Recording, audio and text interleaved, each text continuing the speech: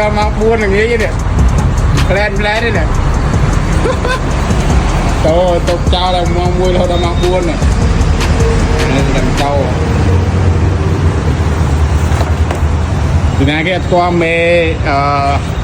mê bát nung mê đầm ban